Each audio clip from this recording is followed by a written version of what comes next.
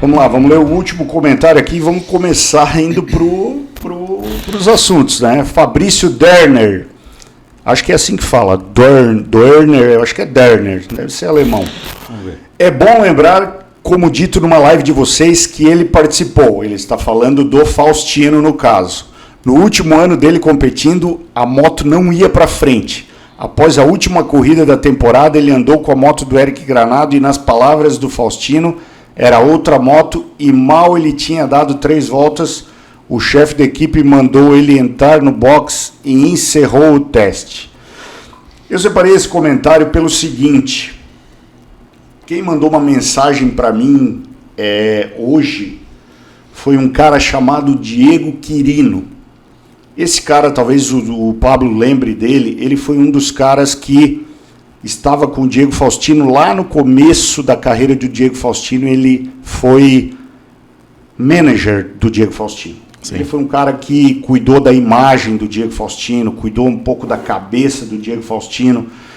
O Diego Quirino é um cara muito profissional, né, no sentido coach de atleta.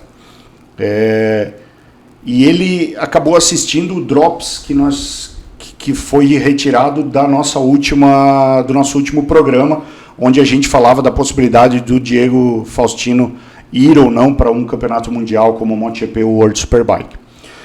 E aí o Quirino me mandou uma mensagem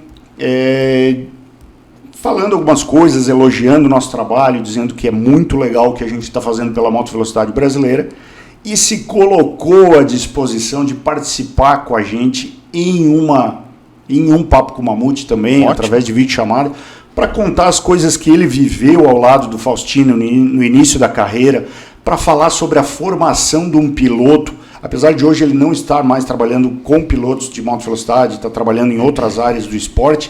Sim. Mas ele é um cara que vai poder dar muita informação para quem está pensando aí em criar uma carreira, né? Principalmente para cuidar da sua imagem, para saber o que tem que fazer, o que não pode fazer, o que jamais deve ser feito. Sim. E eu acho que é interessante a gente trazer o Diego Quirino para bater um papo com a gente aqui, né? E ele contar algumas histórias aí. Ele esteve presente em vários momentos da vida do Diego Faustino, inclusive quando a gente comentou dos acidentes que o Faustino se envolveu por conta de atropelou o Alan Douglas, atropelou 5 pilotos lá em Campo Grande, e ele falou o quanto isso mexe com a cabeça do piloto, né? E o quanto isso ele teve que trabalhar com o Faustino também.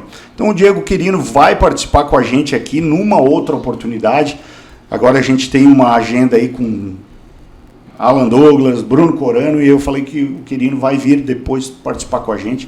Acho que vai ser uma pauta interessante, né? Legal. Pra gente trazer. Com relação a essa polêmica, cara, primeiro que eu sou menos embasado aqui para falar alguma coisa, entendeu? Porque o que eu tenho de opinião, Mutex e Pablo, é que quando você aproxima de alguém e você bate papo com alguém que você confia e, cara, é a mesma coisa que você chegar para mim e falar, aconteceu tal coisa, né, com a moto não rendeu, isso, eu vou acreditar piamente em você, né? Quando você me fala, eu vou acreditar piamente em você.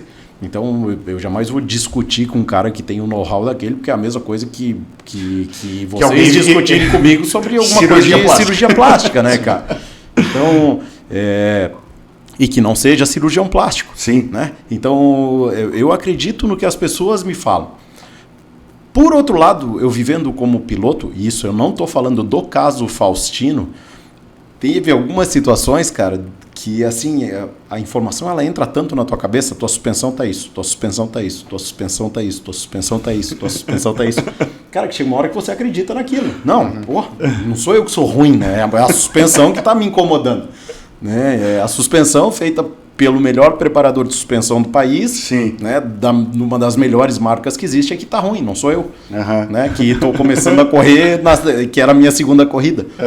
Então essas coisas, elas têm sempre dois lados, né? Mas claro que eu vou ter sempre mais crença naquilo que vocês que estão próximos, no caso o Faustino, me fala, do que no terceiro.